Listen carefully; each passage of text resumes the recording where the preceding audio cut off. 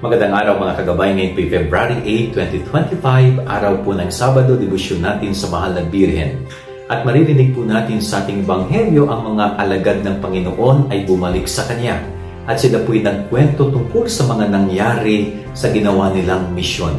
At alam po ninyo, ang Panginoong Hesus ay nakinig sa kanilang mga kwento.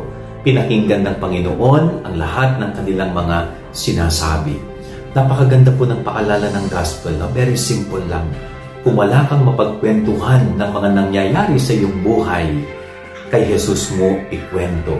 Dahil ang Diyos ay laging handang makinig sa iyo. At sa iyong pagkukwento ng iyong buhay, sa iyong pagbabahagi tungkol sa iyo, ang Diyos never kanyang huhusgahan. Okay? Tutulungan kanya, bibigyan kanya ng direksyon, at siya ay makikipaglakbay sa iyo.